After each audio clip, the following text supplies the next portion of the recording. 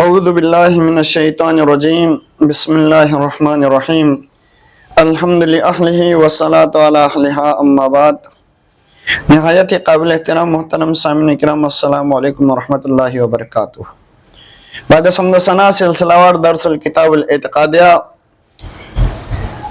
تو محترم سامعین کرام، جناب شاہ صاحب علیہ رحمہ آگے بیان فرماتے ہیں وَيَجِبُ أَن تَعْتَقِدَ سُؤَالَ الْمُنْكَرِ وَالنَّكِيرِ والصراط والمیزان والحساب والجنة والنار بصور اخرویت من غیر تعویل۔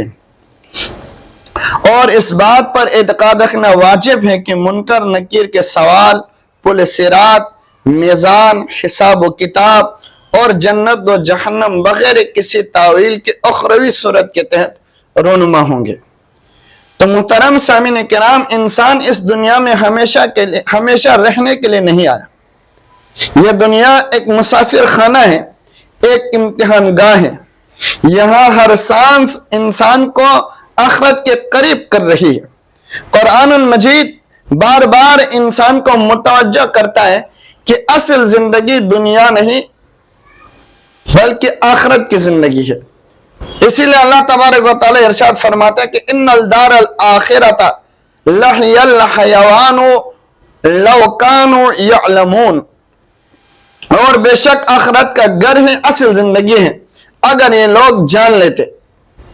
تو محترم سامعین کرام، جناب شاہ صاحب علیہ رحمہ یہاں بیان فرماتے ہیں کہ وَيَجِبُ أَن تَعْتَقِدَ سُؤَالَ الْمُنْكَرِ وَالنَّكِيرِ والصراط والمیزان والحساب والجنة والنار بصور اخرویت من غیر تعویل۔ اس بات پر اعتقاد رکھنا واجب ہے کہ منکر نکیر کے سوال، پر صراط، میزان، حساب و کتاب، جنت و جہنم بغیر کسی تعویل کے حقیقی اخروی صورت میں واقع ہوں گے۔ تو محترم سامعین، یہ عبارت دراصل عقیدہ آخرت کی بنیادوں کو بیان کر رہی ہے۔ اسلام صرف عبادت کا نام نہیں بلکہ موت کے بعد کی زندگی پر یقین کا نام بھی ہے۔ اگر آخرت کا یقین کمزور پڑ جائے تو انسان کے اعمال، کردار، عبادات اور اخلاق بھی کمزور پڑ جاتے ہیں۔ تو محترم سامعین، آخرت کے ان بنیادوں کا پہلا جو سٹیپ ہوتا ہے وہ قبر ہے۔ موت کے بعد پہلا جو سٹیپ ہے وہ قبر ہے، جس کے حوالے سے رسول اللہ صلی اللہ علیہ وسلم ارشاد فرماتے کہ القبر اول منزل من المنازل الاخرہ، کہ قبر آخرت کے منازل میں سے سب سے پہلی منزل ہے۔ تو محترم سامعین، جب انسان اس دنیا سے جاتا ہے تو اس کے لیے ایک نئی دنیا شروع ہو جاتی ہے جسے عالم برزخ کہا جاتا ہے۔ وہاں نہ دنیا کے ظاہری قانون ہے اور نہ ہی یہ جسمانی دنیا، مگر یہ سب حقیقت ہے، محض مثالی یا خیالی باتیں نہیں۔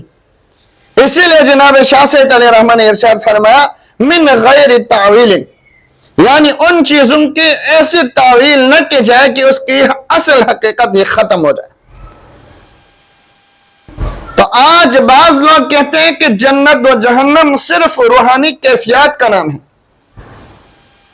میزان صرف انصاف کی علامت ہے، صراط صرف نیکی کا راستہ ہے۔ لیکن اہل ایمان کا عقیدہ یہ ہے کہ یہ سب حقائق ہے، اگرچہ ان کی کیفیت ہماری عقل سے بلند ہے۔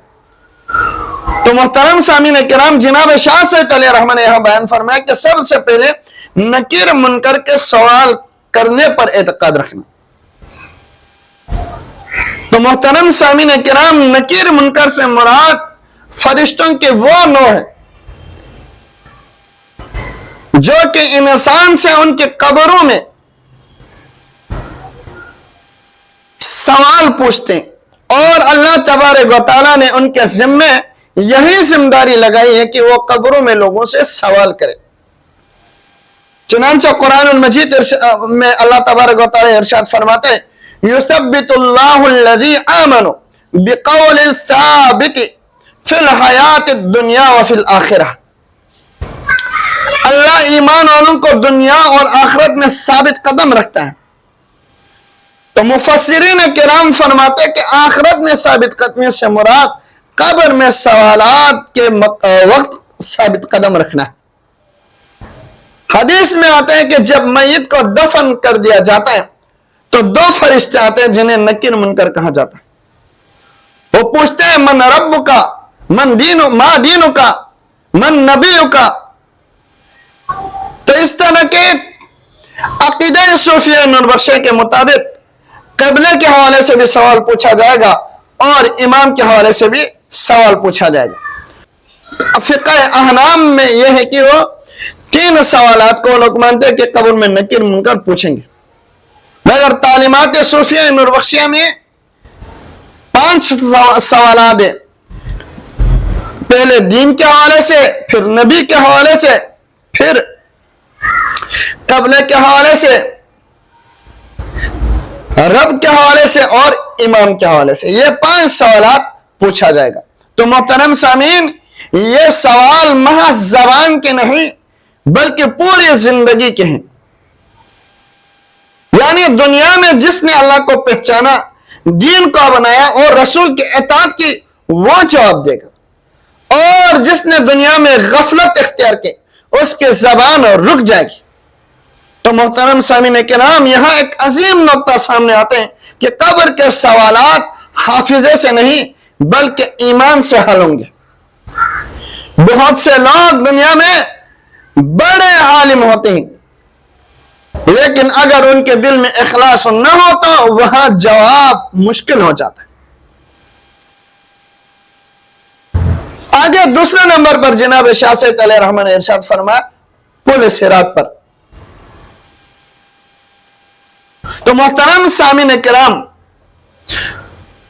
قیامت کے دن ایک پل نصب ہوگا جسے صراط کہا جاتا ہے۔ قرآن المجید میں اللہ تبارک و تعالی ارشاد فرماتے ہیں وَإِن مِّنكُمْ إِلَّا وَارِدُهَا، اور تم میں سے ہر ایک کو جہنم کے اوپر سے گزرنا ہوگا۔ تو احادیث میں آئے کہ یہ پل بال سے زیادہ باریک، تلوار سے زیادہ تیز ہوں گے۔ لوگ اپنے اعمال کے مطابق گزریں گے، کوئی بجلی کی طرح تو کوئی ہوا کی طرح، کوئی تیز رفتار گھوڑے کی طرح، کوئی گھسیٹتے ہوئے۔ الغرض ہر کوئی اپنے اعمال کے مطابق پل صراط سے اسی رفتار سے گزریں گے۔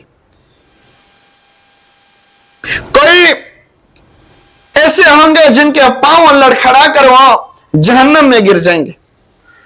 اسی لیے ہم 5 وقت جب بھی ہم وضو کرتے ہیں تو اللہ کے حضور دعا کرتے ہیں اللہم ثبت قدمی علی الصراط یوم تثبت فی الاقدام وتزل فی الاقدام۔ تو محترم سامعین کرام، اللہ تبارک و تعالیٰ قرآن المجید میں ارشاد فرماتے ہیں یسعی نورہم بین ایدیہم، ان کا نور ان کے آگے آگے چل رہا ہوگا۔ گویا دنیا کے نماز، روزہ، تقوی، ولایت، محبت اہل بیت، صدقہ، اخلاص وہاں روشنی بن جائیں گے، اور پل صراط کو جب وہ پار کر رہا ہوگا تو حدیث میں آتے ہیں کہ پل صراط بال کے مانند، بال سے بھی زیادہ باریک، تلوار سے بھی زیادہ تیز، اور رات کے اندھیرے سے بھی زیادہ وہاں اندھیرا ہوگا۔ تو مومنین کے لیے ان کے اعمال، ان کے صدقات، تقوی، ولایت، محبت اہل بیت، اطاعت مصطفیٰ، یہ تمام امور مومن کے لیے اس کے دائیں بائیں جانب نور بن کے روشن ہوں گے اور وہ پل صراط سے گزریں گے۔ آگے بیان فرمایا کہ میزان پر اعتقاد رکھنا واجب ہے، یعنی اعمال کا وزن کرنا۔ تو محترم سامعین، قیامت میں صرف اعمال گنے نہیں جائیں گے بلکہ تولے بھی جائیں گے۔ اللہ تبارک و تعالیٰ قرآن المجید میں ارشاد فرماتے ہیں وَنَزَعُ الْمَوَازِينَ الْقِسْطَ لِيَوْمِ الْقِيَامَةِ، اور ہم قیامت کے دن انصاف کے ترازو قائم کریں گے۔ تو محترم سامعین، یہ میزان کوئی فرضی چیز نہیں بلکہ ایک حقیقی نظام ہے۔ اعمال کے ساتھ نیتیں بھی تولی جائیں گی۔ بعض اوقات ایک چھوٹا عمل اخلاص کی وجہ سے بہت وزنی بن جاتا ہے، اور بعض اوقات بڑا عمل ریاکاری کی وجہ سے بے وزن ہو جاتا ہے۔ اسی لیے قرآن نے ارشاد فرمایا فَمَن يَعْمَلْ مِثْقَالَ ذَرَّةٍ خَيْرًا يَرَهُ وَمَن يَعْمَلْ مِثْقَالَ ذَرَّةٍ شَرًّا يَرَهُ۔ ذرہ برابر اگر اس نے نیکی ہو تو اس کو بھی وہ دیکھیں گے، ذرہ برابر اگر اس نے کوئی برائی کی ہو تو بروز حشر وہ اس کو بھی دیکھیں گے۔ رسول اللہ صلی اللہ علیہ وسلم نے حدیث میں ارشاد فرماتے ہیں کہ قیامت کے دن اچھے اخلاق سے زیادہ باری کوئی چیز میزان میں نہیں ہوگی۔ اس سے معلوم ہوا کہ اسلام صرف عبادات کا نام نہیں بلکہ اخلاق، کردار، حقوق العباد بھی میزان میں وزن رکھتا ہے۔ آگے ارشاد فرمائے حساب و کتاب۔ تو محترم سامعین، قرآن المجید میں بار بار اللہ تبارک و تعالیٰ نے یوم الحساب کا ذکر فرمایا۔ تو وہ دن ایسا ہوگا جب انسان کے سامنے اس کی پوری زندگی کھول دی جائے گی۔ اللہ تبارک و تعالیٰ ارشاد فرماتے ہیں فَمَن يَعْمَلْ مِثْقَالَ ذَرَّةٍ خَيْرًا يَرَهُ وَمَن يَعْمَلْ مِثْقَالَ ذَرَّةٍ شَرًّا يَرَهُ۔ ذرہ برابر نیکی کی ہوگی وہ اسے بھی دیکھ لیں گے، اور ذرہ برابر برائی کی ہوگی تو اس کو بھی دیکھ لیں گے۔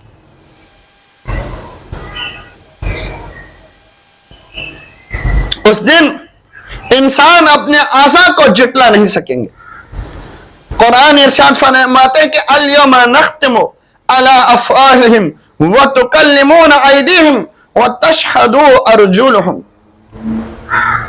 کہ آج ہم ان کے منہ بند کریں گے اور ان کے ہاتھ ہم سے کلام کریں گے اور ان کے پاؤں گواہی دیں گے۔ محترم سامعین کرام، بعض معترضین اعتراض کرتے ہیں کہ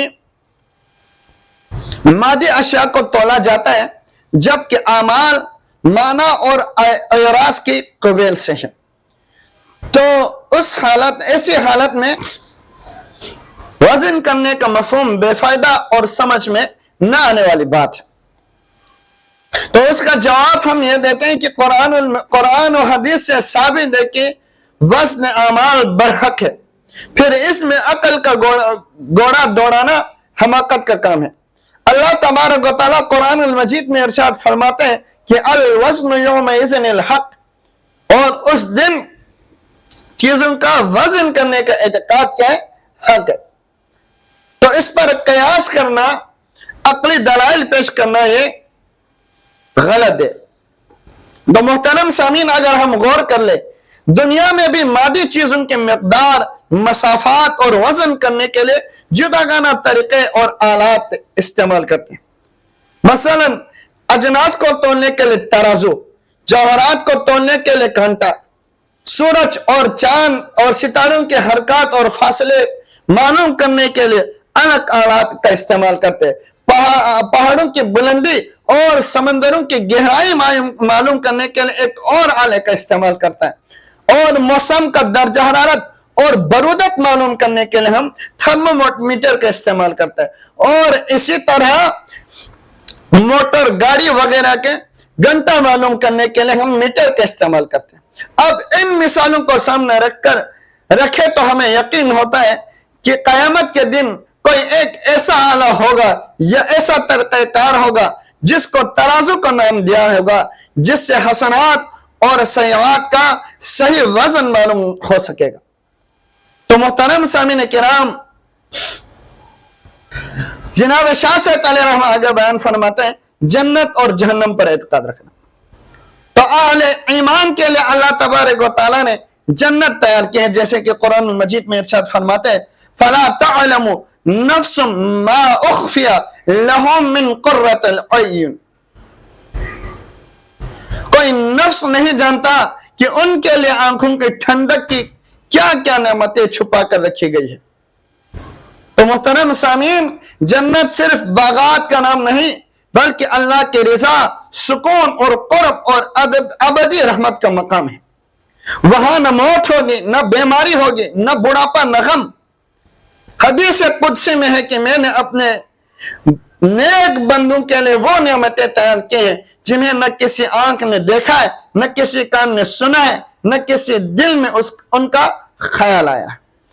آگے جناب شاہ سے رحمہ بیان فرماتے ہیں کہ جہنم کے ہولناکیاں، تو محترم سامعین جنت کی طرح جہنم بھی حق ہے۔ اللہ تبارک و تعالی قرآن المجید میں ارشاد فرماتے ہیں وَاتَّقُوا نَارَ الَّتِي وَقُودُهَا النَّاسُ وَالْحِجَارَةُ، اور اس آگ سے بچو جس کا ایندھن انسان اور پتھر ہوں گے۔ تو محترم سامعین جہنم صرف آگ نہیں بلکہ اللہ کی ناراضگی کا مقام ہے، وہاں حسرت ہوگی، ندامت ہوگی، چیخ اور پکار ہوگی۔ قرآن کہتے ہیں کہ ربنا اخرجنا منہا فإنا عدنا فإنا ظالمون، اے ہمارے رب ہمیں یہاں سے نکال دے، اگر پھر ہم نے ایسا کیا تو بے شک ہم ظالموں میں سوں گے۔ تو اہل جہنم اس دن چیخ پکار کریں گے لیکن وہاں سے واپسی نہیں ہوگی۔ آگے جناب شاہ سید علیہ رحمہ ارشاد فرماتا ہے بِصُوَرِ اُخْرَوِيَّةٍ مِّن غَيْرِ تَاوِيلٍ کا، یعنی بغیر کسی تعویل کے آخرت میں یہ واقعات رونما ہوں گی۔ تو محترم سامعین کرام اس عبارت کا اصل مقصد یہ ہے کہ مومن آخرت کے حقائق کو حقیقت مانے، محض فلسفیانہ تعبیر نہ بنائے۔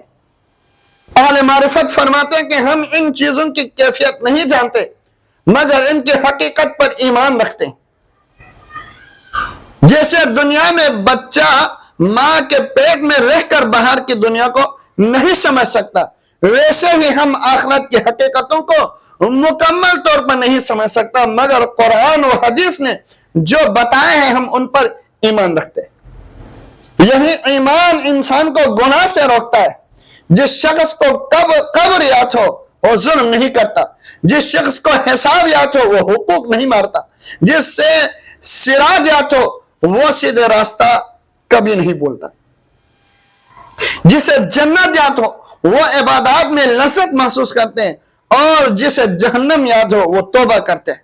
تو محترم سامعین کرام جناب مولا کائنات امیر المومنین علیہ السلام ارشاد فرماتے ہیں کہ دنیا عمل کی جگہ ہے، حساب کی نہیں، اور آخرت حساب کی جگہ عمل کی نہیں۔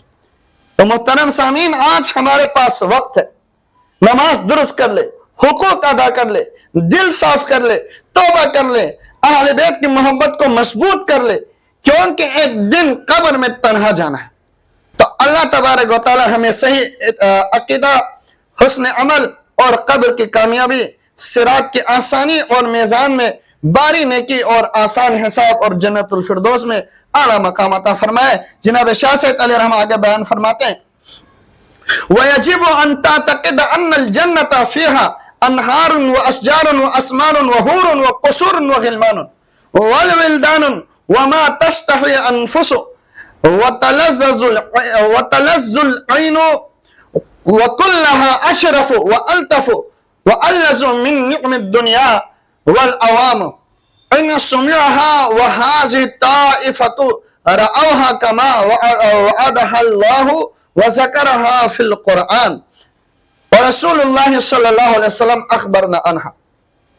اور اس بات پر اعتقاد رکھنا واجب ہے کہ جنت میں نہریں، درخت، پھل، حور، قصور یعنی محلات، غلمان یعنی لڑکے، ولدان یعنی بچے موجود ہیں، اور دلوں کی چاہت اور آنکھوں کے لیے لذت آفرین تمام چیزیں موجود ہیں۔ یہ تمام نعمتیں دنیا کی نعمتوں سے بہت زیادہ بہتر، نرم اور لذیذ ہیں۔ لوگوں نے ان نعمتوں کے بارے میں صرف سنا ہے لیکن اللہ والے یعنی انبیاء اور اولیاء نے انہیں دیکھا ہے۔ جس طرح اللہ نے ان نعمتوں کا وعدہ فرمایا ہے اور قرآن پاک میں ان کا ذکر کیا ہے، اور رسول اللہ صلی اللہ علیہ وآلہ وسلم نے ان کے بارے میں خبر دی ہے۔ تو محترم سامعین کرام انسان کی زندگی امید پر قائم ہے۔ دنیا میں ہر شخص کسی نہ کسی نعمت، سکون، راحت اور خوشی کی تلاش میں دن رات کوشاں ہے۔ کوئی مال میں سکون ڈھونڈتا ہے، کوئی اقتدار میں، کوئی شہرت میں اور کوئی محبت میں، مگر حقیقت یہ کہ دنیا کے ہر نعمت عارضی ہے، ہر خوشی فنا ہونے والی ہے، ہر لذت ختم ہو جانے والی ہے۔ اسی لیے اللہ تعالیٰ نے اپنے نیک بندوں کے لیے ایک ایسی دائمی جنت تیار کی ہے جہاں نہ غم ہوگا، نہ موت، نہ بیماری، نہ جدائی، نہ خوف، نہ محرومی۔ تو قرآن المجید بار بار اہل ایمان کو جنت کی بشارت دیتا ہے تاکہ انسان دنیا کے وقتی لذتوں میں کھو کر آخرت کو فراموش نہ کر دے۔ تو اسی امور پر اعتقاد رکھنے کے حوالے سے جناب شاہ سید علیہ رحمہ ارشاد فرماتے ہیں وَيَجِبُ أَن تَعْتَقِدَ أَنَّ الْجَنَّةَ فِيهَا أَنْهَارٌ وَأَشْجَارٌ وَأَثْمَارٌ وَحُورٌ وَقُصُورٌ وَغِلْمَانٌ وَالْوِلْدَانٌ وَمَا تَشْتَهِي الْأَنفُسُ وَتَلَذَّذُ الْعَيْنُ۔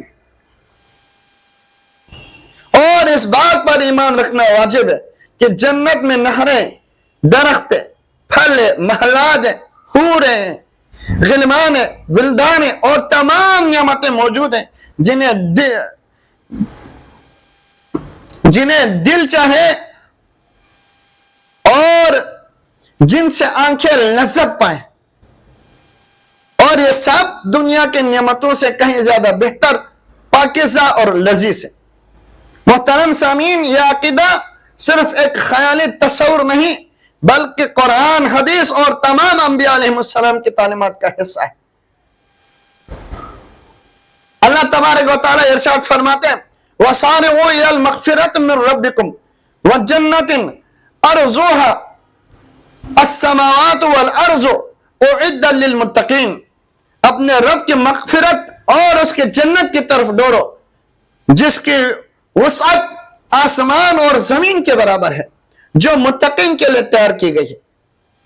محترم سامعین، جنت کوئی معمولی باغ نہیں بلکہ اللہ کی رحمت، رضا اور قرب کا مقام ہے۔ وہاں انسان ہمیشہ زندہ رہے گا۔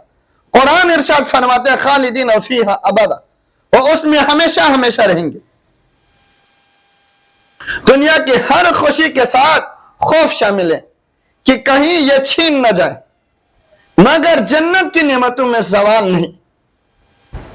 آگے ارشاد فرمایا کہ جنت میں نہریں، قرآن ارشاد فرماتے ہیں کہ وَفِيهَا أَنْهَارٌ مِّن مَّاءٍ غَيْرَ آسِنٍ وَأَنْهَارٌ مِّنَ اللَّبَنِ لَمْ يَتَغَيَّرْ طَعْمُهُ وَأَنْهَارٌ مِّنْ خَمْرٍ لَذَّةٍ لِلشَّارِبِينَ وَالْأَنْهَارُ مِنْ عَسَلٍ مُصَفًّى، اور اس میں پاک پانی کی نہریں ہوں گی، دودھ کی نہریں ہوں گی جن کا ذائقہ نہ بدلے گا، شراب طہور کی نہریں ہوں گی اور صاف شہد کی نہریں ہوں گی۔ تو محترم سامعین، یہ دنیا کی نہروں کی طرح نہیں ہے۔ دنیا کا پانی خراب ہو جاتا ہے، دودھ گٹ جاتا ہے، شہد محدود ہوتا ہے، مگر جنت کی ہر نعمت کامل، پاکیزہ اور ہمیشہ رہنے والی ہے۔ محترم سامعین اکرام، جناب شاہ سید علیہ رحمہ آگے ارشاد فرماتے ہیں کہ جنت میں اشجار اور اسمار ہے، یعنی جنت میں پھل اور درخت ہے۔ اس حوالے سے قرآن مجید میں اللہ تبارک و تعالی ارشاد فرماتے ہیں کہ وَفِيهِمَا مِن كُلِّ فَاكِهَةٍ زَوْجَانِ، اور ان دونوں جنتوں میں ہر قسم کے پھل ہوں گے۔ جنت کے درختوں کی شان بیان کرتے ہوئے رسول اللہ صلی اللہ علیہ وسلم ارشاد فرماتے ہیں کہ جنت میں ایک درخت ایسا ہے کہ سوار 100 سال تک اس سائے میں چلتا رہے تب بھی سایہ ختم نہ ہو۔ تو محترم سامعین کرام، یہاں ایک عظیم نقطہ سامنے آتا ہے کہ دنیا میں پھل حاصل کرنے کے لیے محنت کرنی پڑتی ہے، موسم کا انتظار کرنا پڑتا ہے، مگر جنت میں صرف خواہش ہوگی اور نعمت حاضر ہوگی۔ قرآن المجید فرقان الحمید میں اللہ تبارک و تعالی ارشاد فرماتے کہ وَفَاكِهَةٍ مِّمَّا يَتَخَيَّرُونَ، اور ایسے پھل جنہیں وہ پسند کریں گے۔ آگے بیان فرمایا کہ محلات اور قصور ہوں گے۔ تو محترم سامعین، اللہ تبارک و تعالی ارشاد فرماتے ہیں کہ لَكِنِ الَّذِينَ اتَّقَوْا رَبُّهُمْ لَهُمْ غرف من فوقها غرف مبنیہ، جو لوگ اپنے رب سے ڈرتے رہیں ان کے لیے بلند و بالا محلات ہیں جن کے اوپر بھی محلات بنے ہوئے ہیں۔ اور حدیث پاک میں آتا ہے کہ جنت کے محلات سونے، چاندی، یاقوت اور موتیوں سے بنے ہوں گے، مگر ان محلات کی اصل خوبصورتی ان کا ظاہری حسن نہیں، بلکہ وہاں اللہ کی رضا اور سکون کا ہونا ہے۔ دنیا کے محلات میں خوف، بیماری، حسد اور موت داخل ہو جاتی ہے، مگر جنت کے محلات میں صرف امن ہوگا۔ آگے ارشاد فرمایا حور کے حوالے سے، قرآن المجید ارشاد فرماتے ہیں کہ بڑی بڑی آنکھوں والی حوریں ہوں گی، چھپائے ہوئے موتی کے مانند۔ تو محترم سامعین، یہاں یہ سمجھنا ضروری ہے کہ جنت کی نعمتیں دنیائی خواہشات کی گندگی سے پاک ہوگی۔ دنیا میں حسن کے ساتھ حسد، جدائی، بیماری اور فنا ہے، مگر جنت میں ہر نعمت پاک، دائمی، روحانی اور سکون کے ساتھ ہوگی۔ اسی طرح غلمان اور ولدان کا ذکر خدمت، حسن انتظام اور دائمی راحت کی علامت ہے۔ تو آگے ارشاد فرمایا ما تشتہی انفس وتلذ العین، اور یہ جنت کی سب سے جامع تعریف ہے کہ اللہ تبارک و تعالیٰ ارشاد فرماتے کہ وَفِيهَا مَا تَشْتَهِي الْأَنفُسُ وَتَلَذَّ الْعَيُّنُ، اور جنت میں وہ سب کچھ ہوگا جو دل چاہے گا اور جس سے آنکھیں لذت پائے گی۔ گویا کہ انسان کی ہر پاکیزہ خواہش وہاں پوری ہوگی۔ دنیا میں انسان بہت کچھ چاہتے ہیں مگر نہیں پا سکتا، اگر پا بھی لے تو برقرار نہیں رکھ سکتا۔ جنت میں نہ کمی ہوگی نہ خوف زوال، نہ جنت کی نعمتیں اور جنت کی نعمتیں دنیا کی نسبت بہتر ہو، جیسے کہ جناب شاہ سید علیہ رحمہ ارشاد فرماتے ہیں کہ وَكُلَّهَا أَشْرَفُ وَأَلْطَفُ وَأَلَذَّ مِن نِعْمِ الدُّنْيَا، یعنی جنت کی نعمتیں دنیا کی نعمتوں سے کئی زیادہ بہتر، لطیف اور لذیذ ہیں۔ رسول اللہ صلی اللہ علیہ وسلم ارشاد فرماتے ہیں کہ جنت میں وہ نعمتیں ہیں جنہیں نہ کسی آنکھ نے دیکھا ہے، نہ کسی کان نے سنا ہے، نہ کسی دل نے ان کا تصور کیا۔ یہی چیز حدیث قدسی میں بھی آیا ہے کہ جنت میں وہ نعمتیں ہیں جنہیں نہ کسی آنکھ نے دیکھا ہے، نہ کسی کان نے سنا ہے، نہ کسی دل میں ان کا تصور ہے۔ تو محترم سامعین کرام، دنیاوی اور جنتی نعمت میں یہ فرق ہے کہ جنت میں جو نعمت ہوگی وہ دائمی ہے، دنیا کی عارضی۔ جنت میں خالص خوشی ہوگی مگر دنیا میں خوشی کے ساتھ غم۔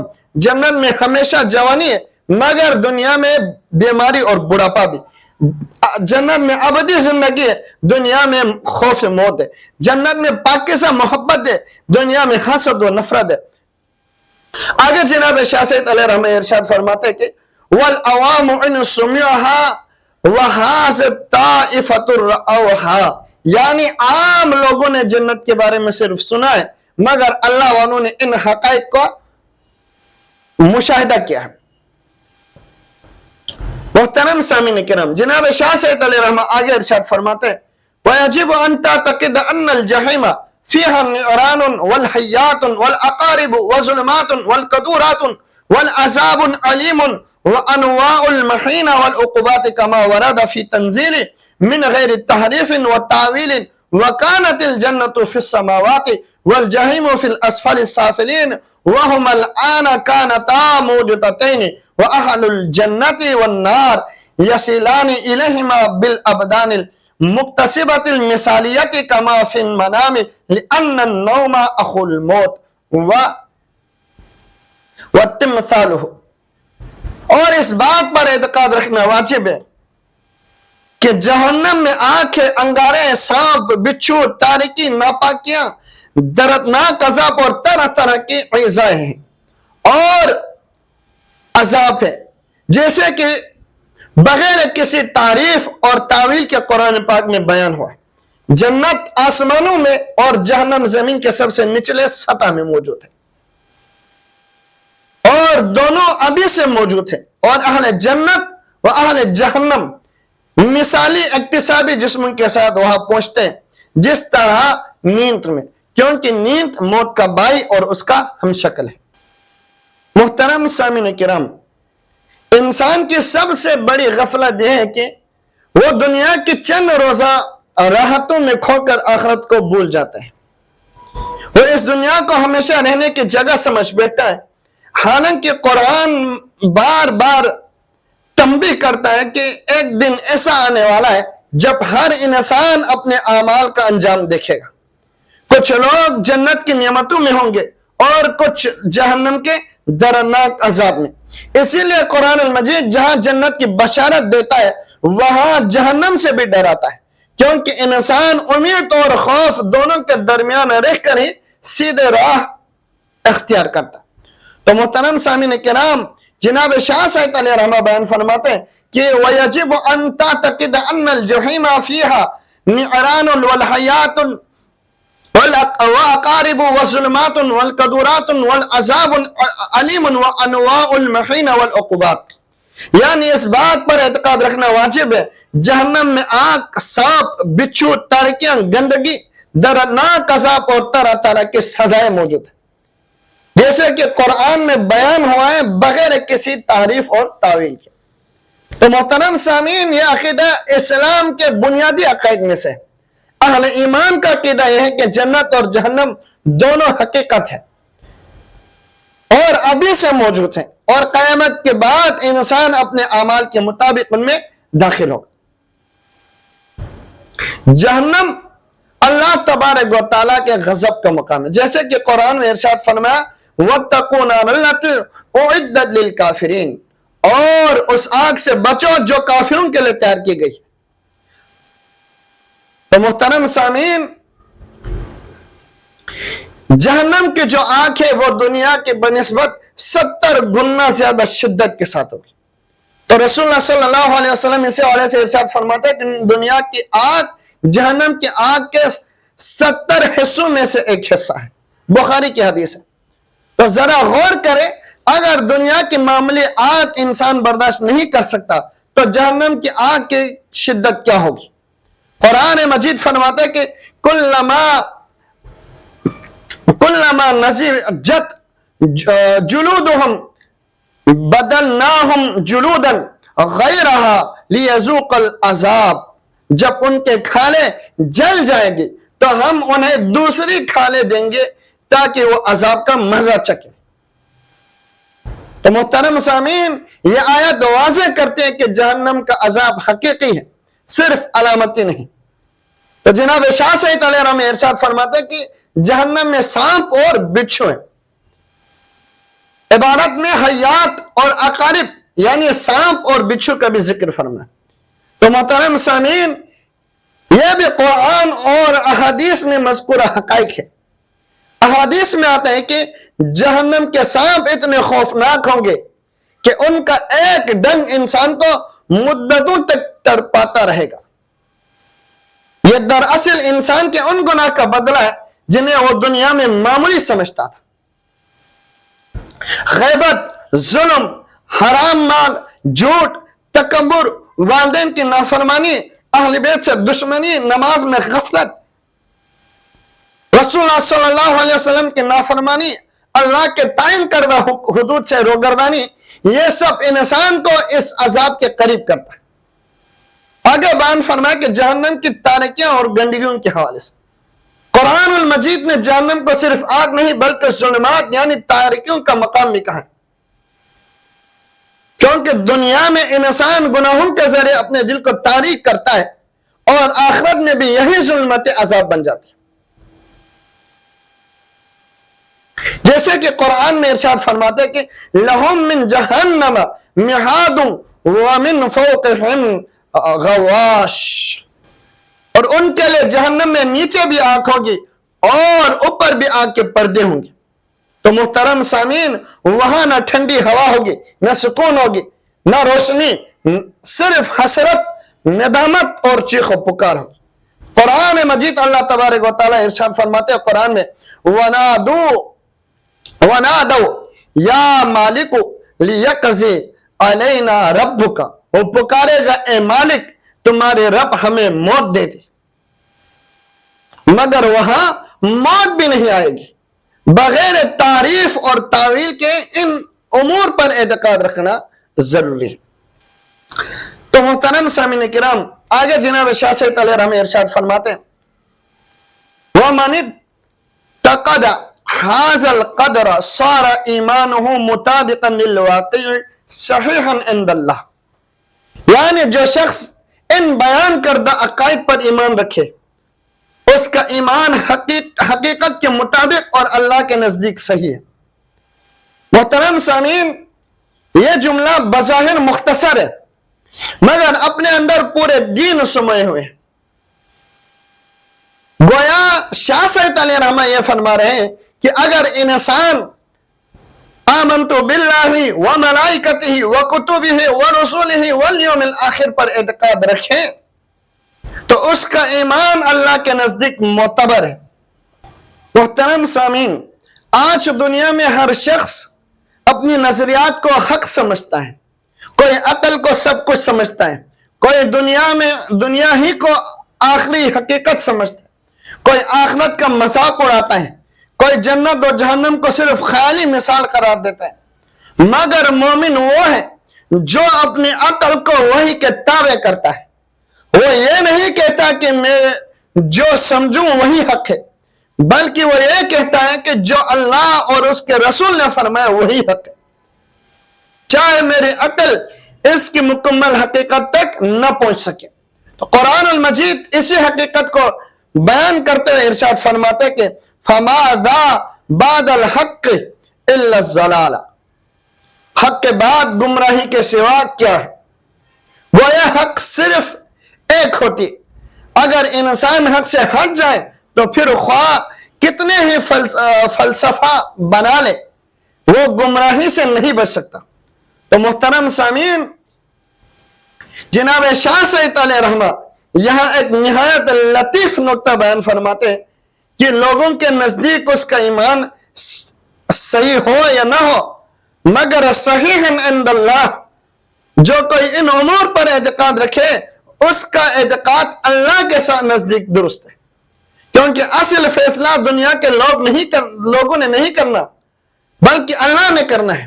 دنیا میں بعض لوگ بڑے عالم دکھائی دیتے ہیں مگر ان کے دل تکبر سے بنے ہوتے ہیں، بعض لوگ عبادت گزار نظر آتے ہیں مگر ان کے عقائد میں خرابیاں ہوتی ہیں، اور بعض سادہ لوگ ایسے ہوتے ہیں جن کے پاس دنیاوی شہرت نہیں ہوتی مگر ان کا دل ایمان کے نور سے بڑے ہوئے ہوتے ہیں۔ اسی لیے قرآن مجید میں ارشاد فرماتے ہیں اللہ تبارک و تعالی یوم لا ينفع مالا ولا بنون الا من اتى اللہ بقلب سلیم، جس دن نہ مال فائدہ دے گا نہ اولاد سوائے اس شخص کے جو اللہ کے پاس سلامتی والا دل لے کر آیا۔ تو محترم سامعین، سلامتی والا دل وہ ہے جو شرک سے پاک ہو، نفاق سے پاک ہو، حق کے انکار سے پاک ہو اور صحیح ایمان سے منور۔ صحیح عقیدہ انسان کی پوری زندگی بدل دیتا، جیسے یقین ہو کہ ایک دن اللہ کے سامنے کھڑا ہونا ہے اور ظلم نہیں کرتا، جسے قبر یاد ہو وہ گناہ سے ڈرتا ہے، جسے حساب یاد ہو وہ دوسروں کے حق نہیں مارتا، جسے جنت کی امید ہو اور جہنم کا خوف ہو وہ اپنی خواہشات کو دین پر قربان کر دیتا ہے۔ اسی لیے مولا متقین حضرت امیر المومنین علیہ السلام ارشاد فرماتے ہیں دنیا چند دن کی ہے مگر آخرت ہمیشہ کی ہے، لہذا فنا ہونے والی چیز کو بقا رہنے والی چیز پر ترجیح نہ دو۔ یہی ایمان کی حقیقت ہے کہ انسان دنیا میں رہتے ہوئے بھی آخرت کو نہ بھولے۔ آگے جناب شاہ سید علیہ رحمہ ارشاد فرماتے ہیں کہ فَاكْتَفَيْنَا عَلَى هَذِا الْقَدْرِ لِأَنَّ الْوَقْتَ لَا يَقْضِي الْاِعْتِنَابِ، یعنی ہم نے اسی مقدار پر اکتفا کیا کیونکہ وقت زیادہ تفصیل کا تقاضا نہیں کرتا۔ تو محترم سامعین، اہل علم کا انداز ہوتے ہیں، وہ مختصر الفاظ میں ایسے معنی بیان دیتے ہیں جن پر پوری کتابیں لکھی جا سکتی ہیں۔ حقیقت یہ ہے کہ عقیدہ اسلامیہ ایسا سمندر ہے جس کی گہرائی ختم نہیں ہوتی، مگر یہ چند جملے انسان کو نجات کے راستے پر لگا دیتے۔ اور جناب شاہ صاحب علیہ رحمہ آگے آخر میں کتنی خوبصورت بات بیان فرماتے ہیں کہ واللہ الملہم بالصواب، اللہ ہی درست بات کی توفیق دینے والے یعنی القاء کرنے والی ذات ہے۔ تو محترم سامعین، یہ جملہ انسان کو عاجزی سکھاتا ہے۔ علم انسان کے ذاتی طاقت نہیں بلکہ اللہ کی عطا ہے۔ اگر اللہ توفیق نہ دے تو انسان حق کو دیکھ کر بھی قبول نہیں کرتا۔ جیسے کہ قرآن المجید میں حضرت شعیب علیہ السلام کے حوالے سے اللہ تبارک و تعالیٰ ارشاد فرماتا ہے کہ وَمَا تَوْفِيقِ إِلَّا بِاللَّهِ، مجھے توفیق صرف اللہ کی طرف سے۔ سورہ ہود میں آتا ہے۔ تو آج کے دور میں جب فتنوں کی کثرت ہو، جوانوں کے ذہنوں میں شکوک پیدا کیا جا رہا ہو، دین کو صرف رسم بنا گیا ہو، ایسے وقت میں صحیح عقیدہ مضبوطی سے تھمنا بہت بڑی نعمت کی بات ہوتی ہے۔ ہمیں چاہیے کہ قرآن سے تعلق مضبوط کریں، اہل بیت اور صالحین کی تعلیمات سے وابستہ رہیں اور اپنے ایمان کی حفاظت کریں، کیونکہ قیامت کے دن سب سے بڑی کامیابی یہی ہوگی کہ اللہ کے حضور ایمان صحیح کے ساتھ حاضر ہو۔ اللہ تبارک و تعالی ہمارے دلوں کو نور ایمان سے زندہ فرمائے۔ محترم سامعین، یہیں پر ہمارا درس الکتاب الاعتقادیہ کا سلسلہ اختتام ہوا چاہتے ہیں۔ امید کرتا ہوں کہ آپ لوگوں کو سیکھنے کا موقع ملا ہوگا، اور اللہ کے حضور دعا ہے کہ پروردگار اگر کسی بھی امور کے حوالے سے غلط بیانی ہوئے ہو یا الفاظ کے چناؤ میں کوئی کمی بیشی یا کوتاہی ہوئی ہو، بندے گناہگار کو عفو درگزر فرما، اور اللہ کے ہاں دعا ہے کہ پروردگار ہمارے دلوں کو نور ایمان سے زندہ فرما، ہمارے عقائد کو حق پر ثابت رکھیں، ہمیں شک، نفاق اور گمراہی سے محفوظ فرما، اور دنیا و آخرت میں اپنے محبوب صلی اللہ علیہ وآلہ وسلم اور ان کے اہل بیت پاک سے محبت نصیب فرما۔ وآخر دعوانا الحمدللہ رب العالمین۔